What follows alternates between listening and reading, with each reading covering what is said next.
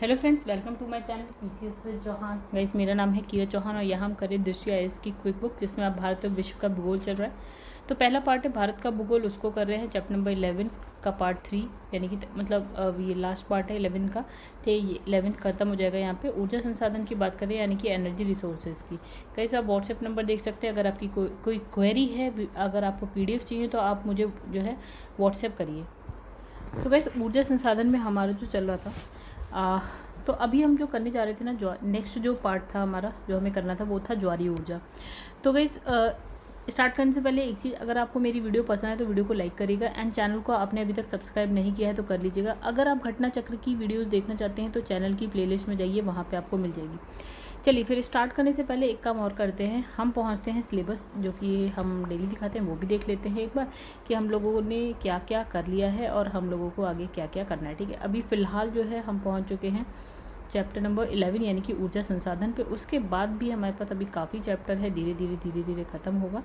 और गाइस, अगर अच्छा लगता है तो प्लीज़ चैनल को सब्सक्राइब जरूर करिएगा। चलिए अब पहुंच जाते हैं हम जहां छोड़ के आए थे वहां। ठीक है, तो ज्वारीय ऊर्जा की यहाँ पे हम बात करेंगे, समुद्र तटीय ऊर्जा। ओके, तो ज्वारीय ऊर्जा देखिए, इसमें लिखा है समुद्र, ज्वार और भाटा। आई होप आप लोग जानते होंगे। जब जैसे सपोज़ ये तट है, ठीक है, भारत का, यहाँ से क्या है, लहरें ऐसे आती हैं, तट से टकराती हैं, वापस जाती है, इस तरह से कुछ हो रहा है। ठीक है, तो इसमें लिखा है समुद्र में उठने वाली जो ज्वार भाटा है, उसकी सहायता से तटीय क्षेत्र में क्या है, विद्युत का उत्पादन किया जाता है। देखिए, ज्वार भाटा में क्या होता है, ज्वार में क्या होता है, समुद्र का जो लेवल है ना, थोड़ा सा ऊंचा हो जाता है, और भाटा में क्या है, जब पानी पीछे की तरफ जाता है वापस समुद्र में, तो जो समुद्र का जो लेवल है वो नीचे की तरफ चला जाता है।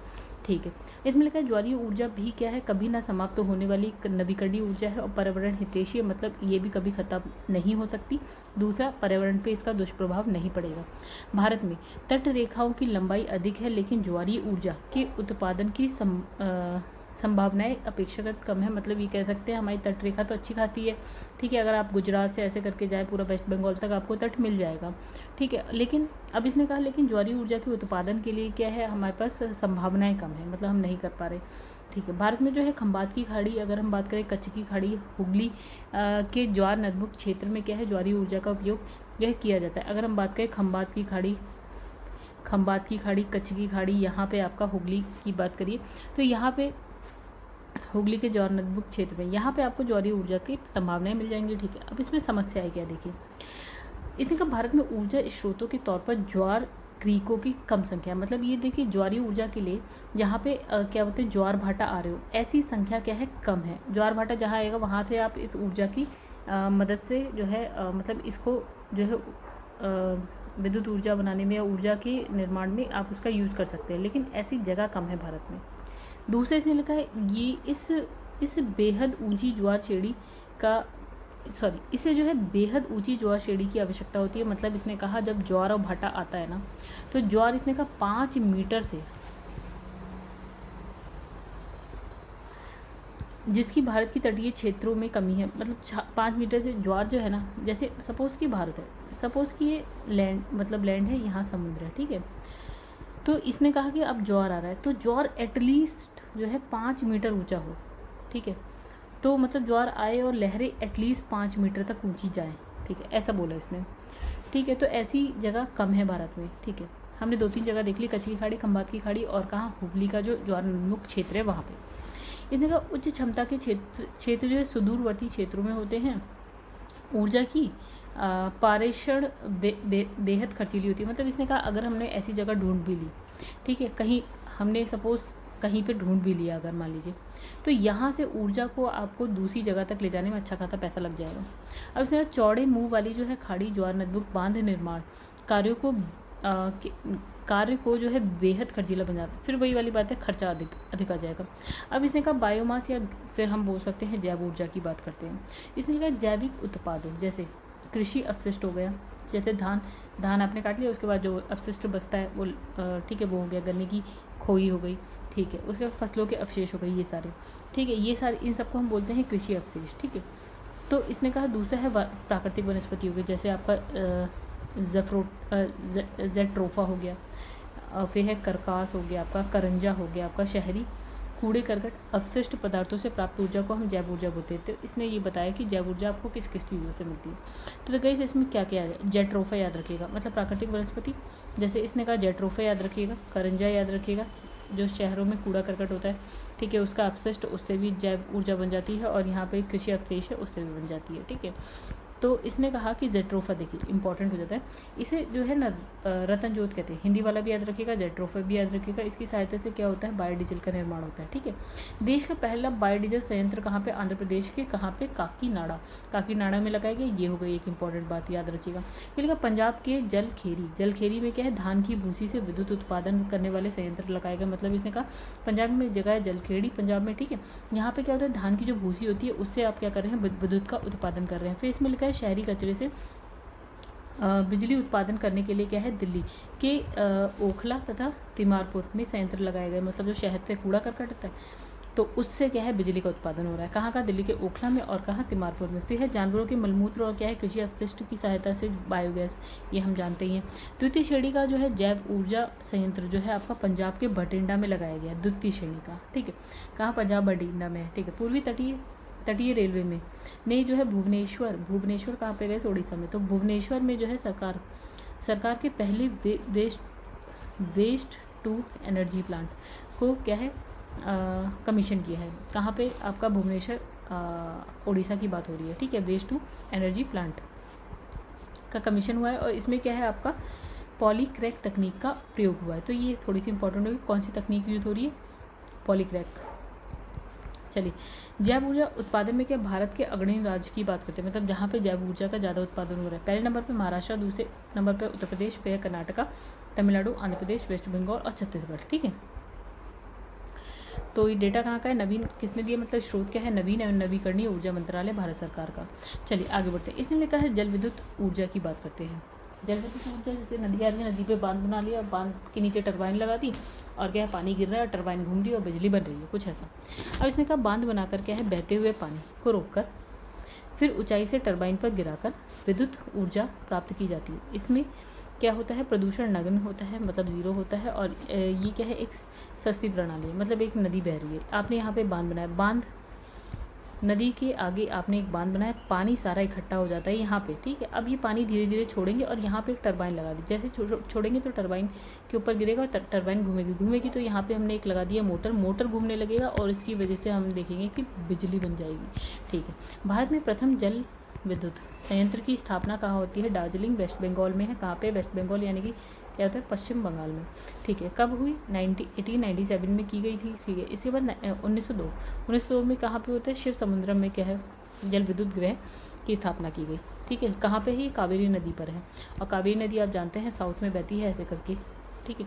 चलिए अब यहाँ पे आगे बढ़ते हैं। तो भारत में national hydro electric power corporation, NHPC विद्युत केंद्रों के परिचालन का कार्य करता है। तो विद्युत केंद्रों के परिचालन का कार्य कौन करता है, NHPC करता है भारत में।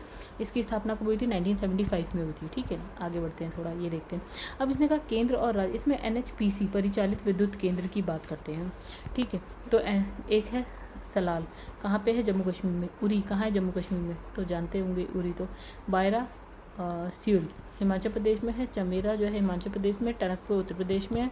फिर है रंगीत सिक्किम में है, आपका लोकटक कहाँ पे, आप जानते हैं मणिपुर में है। इज्जर जो है हरियाणा में है। दुलहस्ती जम्मू कश्मीर में है। ओमकारेश्वर मध्य प्रदेश में है। फिर है तीस्ता जो है वेस्ट बंगाल सिक्किम में हो जाएगा। तीस्ता नदी समझ लीजिए आप, ठीक है। धौलीगंगा कहाँ पे हो जाएगा, उत्तराखंड में हो जाएगा। सेवा कहाँ, जम्मू कश्मीर में। पार्वती कहाँ पे, हिमाचल प्रदेश में। आप ये देखेंगे ना, इसमें जो मैक्सिमम जो राज्य हैं वो आपके ऊपर से देखिए हिमालय से नदियाँ बहती हैं, ठीक है। तो हिमालय से नदियाँ बह रही हैं, वहीं पे है सारा, ठीक है। उसी मतलब ऊपर की साइड, ये वो उत्तर की साइड में ही है।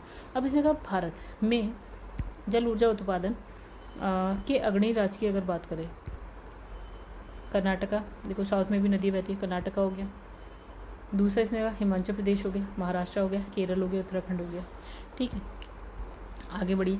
अब यहाँ पे बात करते हैं सेल गैस गैस क्या होता है ना, पत्थर होते हैं, चट्टानों को जब आप तोड़ते हैं ना तो उसमें दरारें बनती है, उसमें से गैसेस निकलने लगती हैं कभी कभी, ठीक है, तो वो शेल गैस होती हैं। शेल मतलब होता है चट्टान और गैस, ठीक है।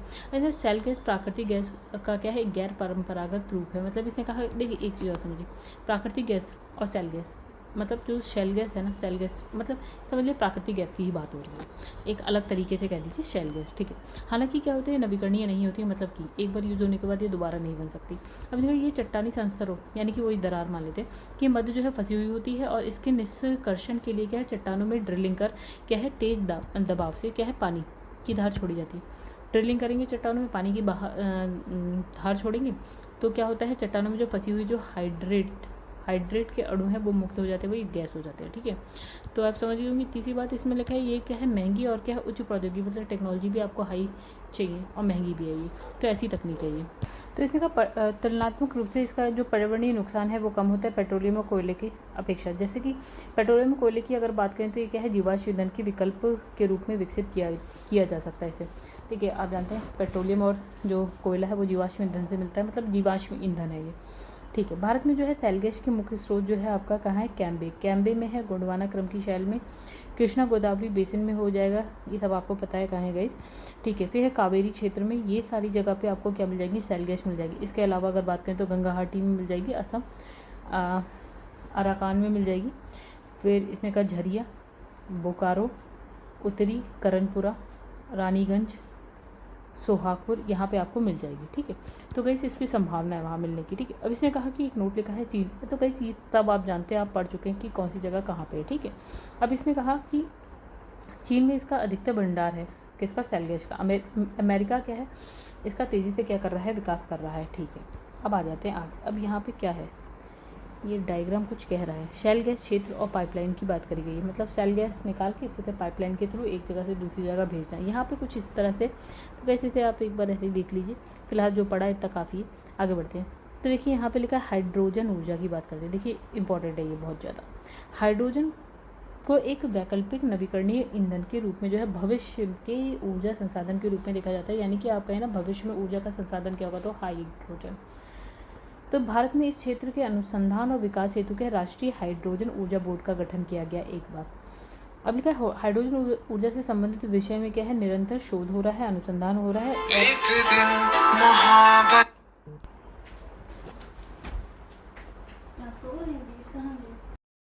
चलिए इस बात करते हैं हाइड्रोजन ऊर्जा की। यहाँ पे लिखा है हाइड्रोजन को एक वैकल्पिक नवीकरणीय ईंधन के रूप में जो है भविष्य का जो है ऊर्जा संसाधन के रूप में देखा जा रहा है। मतलब इसने कहा है कि हम एक वैकल्पिक नवीकरणीय ईंधन का मतलब हो गया जो कि खत्म नहीं होती है, ठीक है, और ये भविष्य का ईंधन माना जाता है। तो ये हो गई बात इंपॉर्टेंट। अब इसमें लिखा है भारत में इस क्षेत्र में क्या है, अनुसंधान विकास हेतु क्या है, राष्ट्रीय हाइड्रोजन ऊर्जा बोर्ड, इसका गठन किया गया है। फिर से समझिए किसका गठन किया गया है, राष्ट्रीय हाइड्रोजन ऊर्जा बोर्ड का गठन किया गया है। अब इसने कहा कि हाइड्रोजन ऊर्जा के संबंध में क्या है, संबंधित विषय में क्या है, निरंतर शोध हो रहा है, अनुसंधान हो रहा है, जिसके लिए क्या है बीएचयू में इसका कार्य किया जा रहा है। मतलब स्टार्ट हो गया है क्या करने के लिए, हाइड्रोजन ऊर्जा के लिए शोध अनुसंधान के लिए, ठीक है। तो ऑस्ट्रेलिया स्थित क्या, न्यू साउथ वेल्स, कहाँ पे देखिएगा, ऑस्ट्रेलिया महाद्वीप पे देखिएगा कहाँ पे। तो इसने कहा न्यू साउथ वेल्स विश्वविद्यालय की अगुवाई वाले क्या है वैज्ञानिकों की टीम ने क्या किया, लोहा और निकेल धातु को उत्प्रेरक के रूप में प्रयोग कर जो है हाइड्रोजन को कैप्चर करने हेतु पानी में से ऑक्सीजन को अलग किया गया। मतलब इसने कहा पानी लिया, पानी में से क्या करेंगे, अगर हम ऑक्सीजन को अलग कर देंगे तो बचेगा हाइड्रोजन। हाँ, तो ये हो रहा है न्यू साउथ वेल्स विश्वविद्यालय, कहाँ पे है, ऑस्ट्रेलिया में है, और इसकी टीम है जो लोहे और निकिल धातु को उत्प्रेरक की तरह यूज़ कर रहा है इस काम के लिए, ठीक है। अब इसमें लिखा है अन्य तथ्य लिखा है, इसमें लिखा है भारतीय अक्षय ऊर्जा विकास एजेंसी यानी कि IREDA, अक्षय ऊर्जा मतलब जो कभी खत्म नहीं होती। और क्या है, ऊर्जा दक्षता परियोजनाओं के लिए क्या है सावधि ऋण प्रदान करने हेतु क्या एक गैर बैंकिंग वित्तीय संस्थान है। मतलब ये वित्तीय संस्थान है, गैर बैंकिंग वित्तीय संस्थान, ये क्या कर रहा है, ऋण प्रदान कर रहा है। कौन, क्या नाम है, भारतीय अक्षय ऊर्जा विकास एजेंसी, ठीक है। चलिए आगे बढ़ जाते हैं।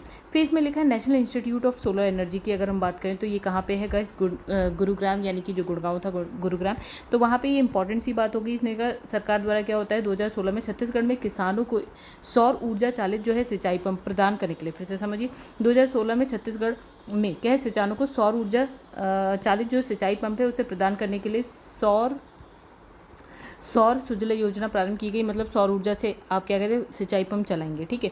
अब इसने लिखा है कि अंतर्राष्ट्रीय सौर गठबंधन यानी कि इंटरनेशनल सोलर अलायंस की अगर बात करें तो 121 देशों की अंतर्राष्ट्रीय और क्या है अंतर सरकारी संगठन है। क्या अंतर्राष्ट्रीय मतलब इसमें इतने सारे देश हैं, तो इसके अंतर्राष्ट्रीय और अंतर सरकारी संगठन है जो स्वच्छ और सस्ती ऊर्जा प्रदान करने के लिए जो है कार्य कर रहा है, स्वच्छ और सस्ती ऊर्जा के लिए। ठीक है, तो इसका मुख्यालय की अगर बात करें तो गाइस क्या है, ग्वालपहाड़ी गुरुग्राम में, मतलब कहाँ पे है, गुरुग्राम में है, इंडिया में है। ठीक है, महात्मा गांधी की 150वीं जयंती के उपलक्ष्य में क्या है कि जो प्रधानमंत्री नरेंद्र मोदी है उन्होंने संयुक्त राष्ट्र संघ के मुख्यालय यानी कि न्यूयॉर्क में क्या है 50 किलोवाट की क्षमता वाले गांधी सोलर पार्क का उद्घाटन किया। कितना, 50 किलोवाट वाले क्या गांधी सोलर पार्क का उद्घाटन किया है। और इस पार्क कि कुल जो इसमें कुल कितने सोलर पैनल लगे हुए हैं, 193 सोलर पैनल लगे हुए हैं। फिर आगे बढ़ते हैं। अब इसने कहा कोची अंतर्राष्ट्रीय हवाई अड्डे की बात करें, कहाँ पे है, केरल में। केरल आप जानते हैं बिल्कुल ही इधर की साइड है।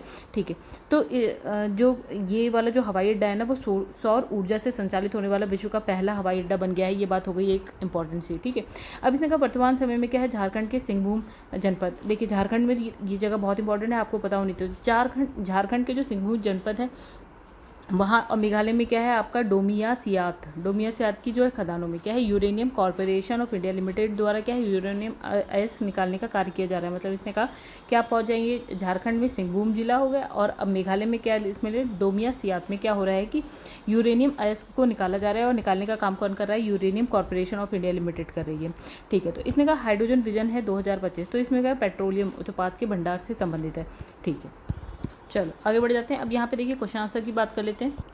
तो चलिए पहला क्वेश्चन है, इसमें लिखा है, क्या लिखा है, इसमें लिखा है भारत में निम्नलिखित क्षेत्रों में से किसमें जो है शैल गैस के संसाधन पाए जाते हैं। यहाँ पे लिखा है कैम्ब्री बेसिन में, कावेरी बेसिन में, कृष्णा गोदावरी बेसिन में। तो गैस इन तीनों में ही पाए जाते हैं। चलिए, अब इसने कहा कि निम्नलिखित शैल क्रम में से जो है भारत का 90% जो से अधिक कोयला किस में है, किस क्रम में है, तो ये है आपका क्या है, गोंडवाना क्रम में। ठीक है, आगे बढ़ते हैं। अब इसने कहा कि निम्नलिखित में से कौन जैविक संसाधन नहीं है, तो इसमें लिखा है कोयला है, मछली है, पेट्रोलियम है, लेकिन ये शुद्ध जल नहीं है।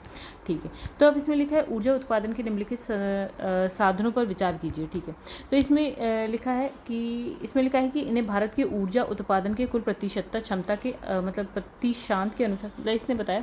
देखिए अवरोही का मतलब क्या होता है, अवरोही का मतलब होता है सबसे ज़्यादा, फिर उससे कम, फिर उससे कम, फिर उससे कम, ऐसा इस क्रम में बताना है कि इससे आपको मतलब कितना यूज़ हो रहा है भारत में ऊर्जा के लिए, क्या कितना ज़्यादा यूज़ हो रहा है, क्या उससे कम हो रहा है, उससे कम, उससे ये बात हो रही है। इसने कहा कि सबसे ज़्यादा जो है ना ऊर्जा हम कहाँ से, जल विद्युत से ले रहे हैं। इन ऑप्शंस में जल, प्राकृतिक गैस, नाभिकीय ऊर्जा और डीजल से में हम सबसे ज़्यादा जो है आपका कहाँ से ले रहे हैं, जल से ले रहे हैं। दूसरे नंबर पे है आपका आता है प्राकृतिक गैस, तीसरे नंबर पे आता है आपका नाभिकीय ऊर्जा होती है, और चौथे नंबर पर सबसे कम होता है डीजल।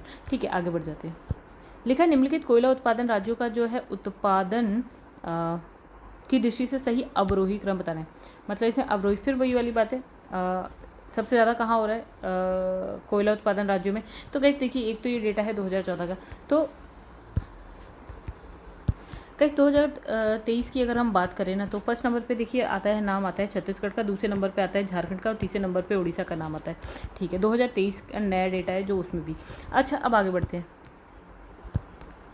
इसमें लिखा है कि भारत में निम्नलिखित क्षेत्रों में से किसमें जो है भूतापीय ऊर्जा स्रोत नहीं पाया जाता है। ठीक है, तो गंगा डेल्टा में नहीं पाया जाता है, और बाकी गोदावरी में पाया जाता है, हिमालय पश्चिमी तट यहाँ पे पाया जाता है। ठीक है, आगे बढ़ते हैं। भूतापीय ऊर्जा पर आधारित जो है मणिकरण जो है विद्युत संयंत्र किस राज्य में स्थित है, तो ये है आपका हिमाचल प्रदेश में स्थित। चलिए आगे बढ़ जाते हैं। तो अब है भारत में सबसे पुराना जो है तेल का भंडार कहाँ पे है, तो ये है डिगबोई, असम में। और फिर उसके बाद निम्नलिखित में से कौन सा एक जीवाश्म ईंधन नहीं है, तो देखिए यूरेनियम कोई जीवाश्म ईंधन नहीं है। फिर आता है आपका फोटोवोल्टिक सेल जो है संबंधित है, सौर ऊर्जा से संबंधित है। ठीक है, आगे बढ़ते हैं। नेक्स्ट क्वेश्चन है तातीपाका तेल शोधन जो है अवस्थित है कहाँ पे है, ये गाइस आंध्र प्रदेश में है। फिर भारत में प्रचुर मात्रा में उपलब्ध महत्वपूर्ण नाभिकीय ईंधन जो है कौन सा है आपका, थोरियम है। ठीक है, उसके बाद है आपका निम्नलिखित में से कौन सा भारतीय कोयले का जो है अभिलक्षण है। ठीक है, भारतीय कोयले के बारे में, तो देखिए भारतीय कोयला जो है ना उच्च भस्म अंश है, मतलब कि राख वाख ज़्यादा मिलेगा आपको। ठीक है, सल्फर जो है कम मात्रा में, निम्न सल्फर अंश है, और इसमें लिखा है निम्न भस्म संलग्न तापमान, तो ये गलत है, बाकी पहला और दूसरा आपका सही है। तो उसके बाद है आपका नेक्स्ट आता है फिर इसमें लिखा है कि ये लिखा है कोयला उत्पादन क्षेत्र, कोयला खदान की अगर हम बात करें, तो पहले अगर हम बात करें तो गाइस ये जो दामोदर घाटी में कहाँ पे कोयला खदान है, वो है बराकर में। फिर है सोन घाटी की बात करें तो उमरिया में है। नागार्जुन सागर की बात करें तो सिंगरेनी में है। और अगर महानदी घाटी की बात करें तो तलचर में। तो ये भी बहुत इंपॉर्टेंट क्वेश्चन हो गया। आगे बढ़ते हैं। अब देखिए नेक्स्ट जो है इसमें लिखा है कोयला के वृहद सुरक्षित भंडार होते हुए भी क्या भारत क्यों मिलियन टन कोयले का क्या करता है, आयात करता है। ठीक है, तो हम इसमें आंसर बताएं तो देखिए इसमें लिखा है कि भारत की यह नीति है कि वह अपने कोयले के भंडार को भविष्य के लिए सुरक्षित रखे। तो बेकार की बात है ये, वर्तमान उपयोग के लिए इसे जो है अन्य देशों से आयात करें तो बिल्कुल ही बेकार बात है, बेबुनियाद बात है। भारत के अधिकतर जो है विद्युत संयंत्र कोयले पर आधारित है। एक बात मतलब मैक्सिमम जो विद्युत संयंत्र है वो किससे चलते हैं, कोयले से चलते हैं। और उन्हें देश के पर्याप्त मात्रा में कोयले का क्या है आंतरिक आपूर्ति नहीं हो पाती है। मतलब इसने कहा कि हमारे पास जितना कोयला उतने से हमारा काम नहीं चल पाता है। फिर ये सही बात है। अब इन्होंने कहा इस्पात कंपनी को बड़ी मात्रा में कोक कोयले की आवश्यकता होती है। और ये जो है ना कोकिंग कोल भारत में इतना नहीं होता है, हम इसका क्या करते हैं आयात करते हैं। मतलब दूसरा भी सही है, तीसरा भी सही है। ठीक है, अब आगे बढ़ जाते हैं। तो इसमें लिखा निम्नलिखित में से कौन सा गलत है बताना है। तो इसने लिखा बीना मध्य प्रदेश जो बीपीसीएल द्वारा स्थापित है। फिर से तातीपाका आंध्र प्रदेश जो है ओएनजीसी के द्वारा होता है। डिगबोई असम जो है आपका आईओसीएल के द्वारा है। और कोयला गुजरात जो है आपका एचपीसीएल के द्वारा नहीं है। तो कैसे कोयला नहीं, यहाँ पे कोयली है। ठीक है, तो ये आईओसीएल के द्वारा है। किसके द्वारा है, आईओसीएल के द्वारा। चलिए आगे बढ़ते हैं। अब है नेक्स्ट, इसमें बताने कौन सा गलत है। तो इसमें जो है इसने कहा कि मणिकरण जो है हिमाचल प्रदेश में अवस्थित है। बिल्कुल जल, ये क्या है गर्म जल स्रोत है। ठीक है, तो मणिकरण जो है हिमाचल प्रदेश में है। और जो है अनहोनी जो है आपका मध्य प्रदेश में। और क्या है तप्त पानी कहाँ पे है, उड़ीसा में। लेकिन ज्वालामुखी जो है आपका जम्मू कश्मीर में नहीं है, ये गलत है आपका। चलिए आगे बढ़ते हैं। इसमें लिखा है मंगला क्या है, मंगला भाग्यम शक्ति ऐश्वर्या। ठीक है, तो इसने कहा कि ये क्या है आपका बारमेड़ सांचौर बेसिन में खोजे गए क्या है तेल क्षेत्र हैं। अच्छा आगे हाइड्रोजन विजन 2025 संबंधित है किससे, हमने अभी पढ़ा था किससे, पेट्रोलियम उत्पादन के भंडार से संबंधित है। इसमें भारत में अधिकांश प्राकृतिक गैस का उत्पादन निम्न में से कहाँ से किया जाता है। तो यहाँ पे है बम्बई हाई से सबसे ज़्यादा किया जाता है। ठीक है, आगे बढ़ते हैं। भारत में प्रथम न्यूक्लियर ऊर्जा स्टेशन की स्थापना कहाँ की गई। तो सब तारापुर में की गई। और उसके बाद है इसमें निम्नलिखित में से किस एक के लिए जो है सतारा प्रसिद्ध है। तो किस जो है सतारा किस चीज़ के लिए प्रसिद्ध है। तो इसका आंसर है गाइस क्या है आपका पवन ऊर्जा संयंत्र के लिए है। और उसके बाद है निम्नलिखित में से कौन सा क्षेत्र जो है ज्वारीय ऊर्जा उत्पादन का प्रमुख क्षेत्र है। तो यहाँ पे है खंबात की खाड़ी, कहाँ पे, गुजरात में। फिर उसके बाद है उत्तर प्रदेश के किस जिले में यूरेनियम पाया जाता है। तो ये है ललितपुर में पाया जाता है। ठीक है, ललितपुर उत्तर प्रदेश में सबसे ज़्यादा पाया जाता है। तो गाइस देखिए यहाँ पे हमारा जो चैप्टर है वो खत्म हो गया। उसके बाद जो हम नेक्स्ट चैप्टर करेंगे वो है उद्योग यानी कि इंडस्ट्री की बात करेंगे। तो गाइस यहाँ पे इस वीडियो को एंड करते हैं। अगर आपको मेरी वीडियो पसंद आई तो वीडियो को लाइक कर दीजिएगा। एंड चैनल को सब्सक्राइब नहीं किया है तो कर दीजिएगा गाइस। और घटना चक्र की अगर आप वीडियो देखना चाहते हैं तो चैनल की प्लेलिस्ट में चाहिए। और इस बुक को आप अगर परचेज़ करना चाहते हैं तो आप इस वीडियो की डिस्क्रिप्शन में जाइए, वहाँ पर आपको क्या है बुक की लिंक मिल जाएगी। ये बेस्ट बुक है अगर आप ज्योग्राफी की बात करते हैं तो।